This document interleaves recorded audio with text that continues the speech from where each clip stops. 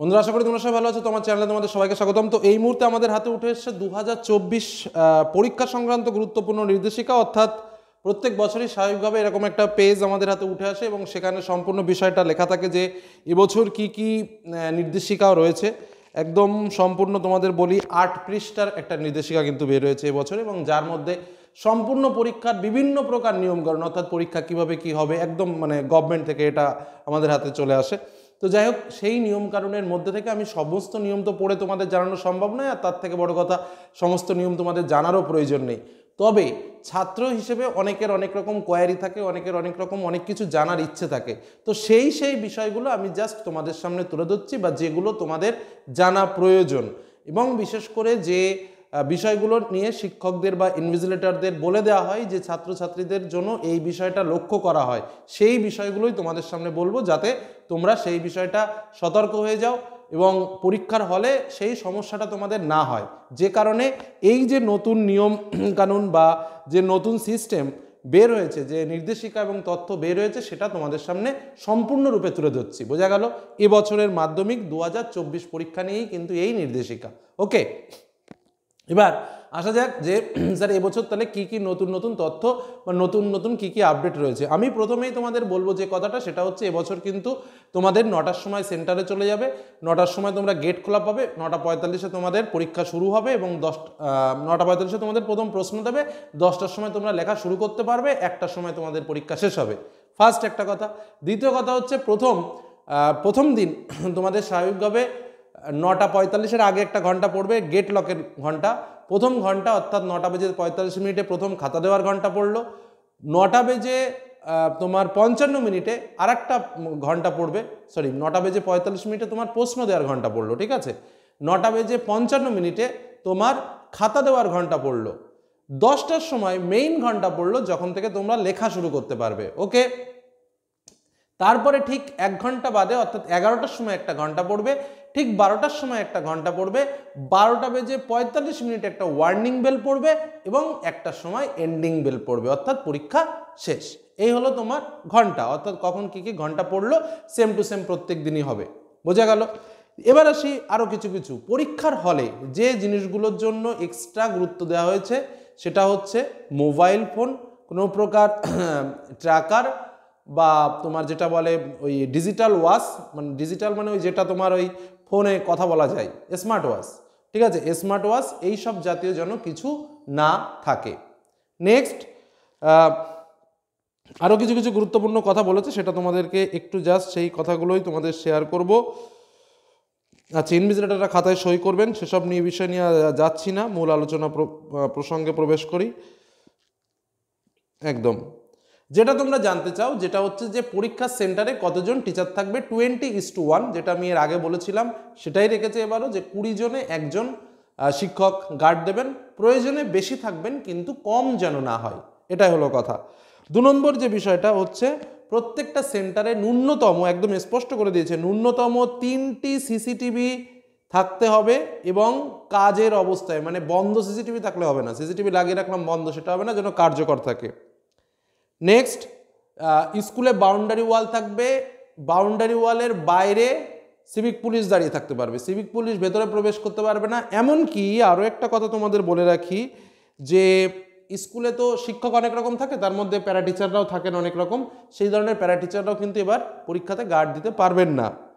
Next, আচ্ছা, পরীক্ষার হলে ঢোকার জন্য অবশ্যই অ্যাডমিট এবং রেজিস্ট্রেশন কার্ড নিয়ে আসা উচিত ছাত্রছাত্রীদের, অরিজিনাল কপি। যে কথাগুলো বলছি সে কথাগুলো কিন্তু মন দিয়ে শুনে নেবে, কারণ এটা যেন ভুল না হয়। আচ্ছা, তারপরে স্বাভাবিকভাবে ক্রমিক নম্বর, আচ্ছা এই লাইনটা একটু ভালো করে বুঝে নেওয়ার চেষ্টা করো, যেটা হচ্ছে উত্তরপত্রের প্রথম পাতার ওপর পরীক্ষার্থী যে প্রশ্নপত্রটি পেয়েছে তার ক্রমিক নম্বর লিখতে হবে। বোঝা গেল? অর্থাৎ প্রশ্নপত্র, এই লাইনটা আমি আরেকবার পড়ি, উত্তরপত্র বিতরণ করার পরে একদম যে প্রতিটি পরীক্ষার্থী উত্তরপত্র পাওয়ার সাথে সাথেই উত্তরপত্রের প্রথম পাতার ওপর পরীক্ষার্থী যে প্রশ্নপত্র পেয়েছে তার ক্রমিক নম্বর লিখতে হবে। বোঝা গেল? একদম স্পষ্ট করে বলে দিয়েছে। ব্র্যাকেটে দিয়েছে রেজিস্ট্রেশন নম্বরের পাশে বন্ধনীর মধ্যে। বোঝা গেল? সেখানে কিন্তু এটা লিখতে হবে। এটা কিন্তু এবছর নতুন সংযোজন হয়েছে সম্পূর্ণরূপে, অর্থাৎ যেটা আমরা বলেছিলাম প্রশ্নে কোড দেওয়া থাকবে, সেটার জন্যই কিন্তু এই ব্যবস্থাটা। আচ্ছা, টপ শিট, অ্যাটেন্ডেন্স শিট এটা তোমাদের রাখবে না। বেশ, এবার একটা বলে রাখি, 1 ঘন্টা 15 মিনিট পর কোনো পরীক্ষার্থী হলের বাইরে যেতে চাইলে ইনভিজিলেটর তার প্রশ্নপত্র ও উত্তরপত্র জমা রেখে বাইরে যাবার অনুমতি দিতে পারেন। পরীক্ষার্থী যুক্তিগ্রাহ্য সময়ের পর ফিরে এলে তিনি তার প্রশ্নপত্র সমেত উত্তরপত্র ফেরত পাবেন।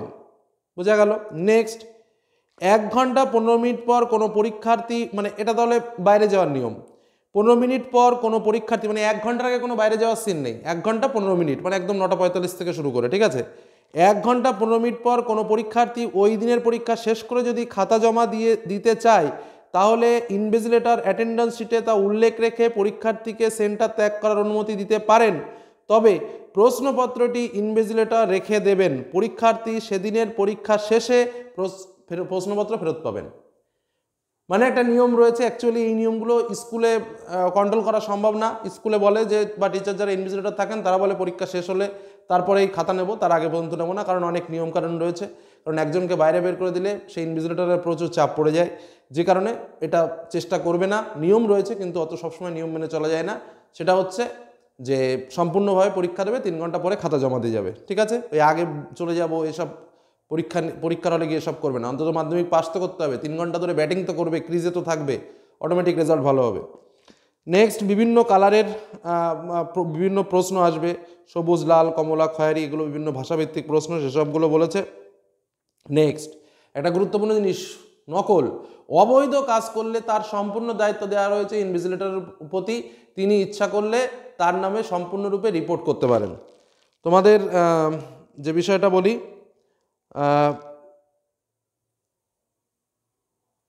সেটা হচ্ছে, এটা একদম স্পষ্ট করে তোমাদের সামনে বলে দিই যে যদি কোনো ছাত্রছাত্রী অবৈধ কাজের সঙ্গে যুক্ত হয় বা নকল করার প্রবণতা বেশি থাকে, তাহলে সম্পূর্ণ দায়িত্ব ইনভিজিলেটর। তিনি প্রয়োজনে তার খাতা বাতিলও করতে পারেন। বোঝা গেল? অর্থাৎ তার সম্পূর্ণ দায়িত্ব কিন্তু তার উপরে, তিনি যেটা করবেন সেটাই ফুলফিল এবং ফাইনাল।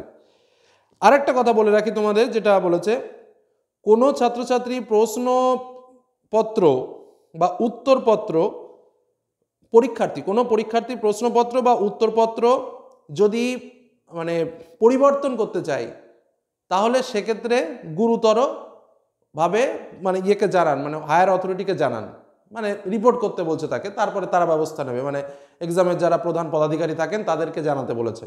অনেক সময় দেখা যায় না, এর প্রশ্ন ওর কাছে চলে গেল, ওর প্রশ্ন এর কাছে চলে গেল, এর খাতার একটা লুজ শিট ওর কাছে চলে গেল, ওর খাতার একটা লুজ শিট এদিকে চলে গেল, এই জিনিসটা কিন্তু বিপদের অবস্থা রয়েছে।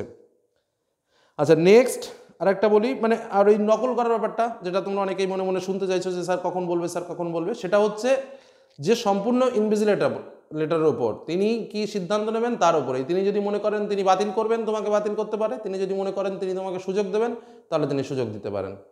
বোঝা গেল কি বললাম? সম্পূর্ণটা তার উপরেই রয়েছে। আচ্ছা, নেক্সট,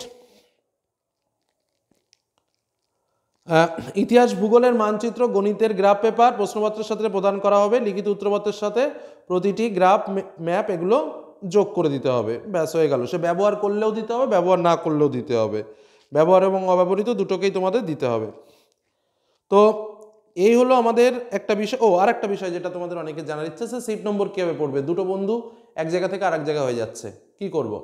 আমি তোমাদের বলে রাখি, দেখো, এটা তো সম্পূর্ণ ডিপেন্ড করে অ্যাডমিট কার্ডের রোল নম্বর কীভাবে এসছে, তোমরা কীভাবে রেজিস্ট্রেশন করেছিলে তার উপরে। তো অ্যাডমিট কার্ড তোমাদের হাতে সকলের হাতেই পৌঁছে গেছে। তো তোমাদের একটা কথা বলি, অনেকের ধরো রয়েছে 56 আর অনেকের 57। তো অনেকে ভাবছো স্যার আমরা কি কেটে যাব, আমরা কি এক রুমে 56 আর একটা রুমে 57 হব? এখানে একটা নিয়ম লেখা আছে যে সিট নম্বরটা 10-এর অনুপাতে হবে, এটুকু নিঃসন্দেহে থাকতে পারো। ধরো 51 থেকে 60, মানে 0-0-তে কাটবে, যা কাটাকাটি সব শূন্যর পরে, মানে 60 পর্যন্ত একটা ঘরে থাকবে, 61 থেকে অন্যজন হতে পারে, অন্য ঘরে যেতে পারে। মানে ওই 10-এ এক থাকবে, মানে যারা 10-এর মধ্যে, ধরো 51 থেকে 60 পর্যন্ত একটা ঘরেই থাকবে, এরকম 11 থেকে তোমার 20 পর্যন্ত একটা ঘরে থাকবে, 21 থেকে অন্য রুমে হতে পারে। এই যে লেভেলটা, এই লেভেলটা নির্দিষ্ট থাকবেই, তোমরা এক জায়গায় আছোই। কিন্তু তার আগে কি হবে, পরে কি হবে, সেটা তো স্কুল তার কেমন কি ইনফ্রাস্ট্রাকচার রয়েছে, তার কেমন কি রুম ম্যানেজমেন্ট রয়েছে, তার উপর ডিপেন্ড করবে। ওই যারা মাঝখানে রয়েছে তারা কাটবে না। হ্যাঁ, তবে বলো স্যার আমার বন্ধু আমার স্যার 70 আর একজনের 71, কী হবে স্যার? তো কী হবে সেটা সম্পূর্ণ নসিবের ব্যাপার, পরীক্ষা হলে গিয়ে বুঝতে পারবে। দেখা গেল দুই বন্ধু দু রুমে চলে গেলে 70 যদি কাটিং হয়ে যায়, একজন এক রুমে আর একজন আর এক রুমে, এই হলো ব্যাপার। মানে শূন্যতে যারা আছো তাদের কপালের জোরে দেখতে হবে, পরীক্ষার হলে গিয়ে দেখতে হবে। কারণ অনেকেই দেখছে এই বিষয়টা নিয়ে কমেন্ট করছে, জানতে চাইছে যে স্যার আমার বন্ধু কি বিচ্ছেদ হয়ে যাবে, অ্যাডমিট কার্ডে যা রোল আছে আমার তো এই আর বন্ধুত্ব এই, তো একটা একটা করে তো উত্তর দেওয়া সম্ভব না। যেটা নির্দিষ্টভাবে বলা যায় যে 10 অনুপাতে যেটা আছে সেটা কাটবে না, কিন্তু বাদ বাকি যে কোনো জায়গা থেকে কাটতে পারে। বোঝা গেল কি বললাম? কারণ সম্পূর্ণ বিষয়টা স্কুলের রুমের ম্যানেজমেন্টের ব্যাপার। কোনো রুমে 20টা সিট আছে, কোনো রুমে 30টা সিট আছে, তো সেখানে তো আমি একবারে এক রুমে 50টা তোমাদের বসাতে পারবে না, কোনো স্কুলই বসাতে পারবে না। তো সেখানে 20টার পরে স্বাভাবিক অন্য অন্যজন বসবে, অন্য 20 জন বসবে, তারপরে অন্য 20 জন, এভাবে সামনের দিকে এগিয়ে যাবে। এবার এইটা 10-এর গুণিতকে হবে, যাই হবে। ওই জন্য বললাম 10-এর মধ্যে ব্রেকিং হবে না, 10-এর পরে গিয়ে ব্রেকিং হতে পারে। বা 20 থেকে 40 একটা রুমে হলো, 40 থেকে 60 একটা রুমে হলো, 60 থেকে 70 একটা রুমে হলো, কিন্তু এরকম হবে না যে 12 থেকে 22 একটা রুমে, এরকম হয় না। বোঝা গেল কি বললাম? তো গুণিতক হারে 10-এর গুণিতক হারে সিট নম্বরটা পড়ে। আর যাদের এই 10-এর গুণিতক হারে পড়ে না, বেরিয়ে যায়, তখনই বন্ধু বিচ্ছেদ হয়ে যায়, তখন খুব দুঃখ লাগে, হায় রে বন্ধুটাকে সবসময় সঙ্গে নিয়ে পাবজি খেলতাম, এখন বন্ধুটা আমাকে ছেড়ে চলে গেল, আমি কি করে লিখবো। যাই হোক, টেনশন নেওয়ার কিছু নেই, মনের জোরে পরীক্ষা দাও, পরীক্ষার পরে ঠিক বন্ধুকে খুঁজে পাবে। তো এই বলে আজকের আলোচনা শেষ করলাম। সকলে ভালো থেকো, সুস্থ থেকো, সাবধানে থেকো, ধন্যবাদ।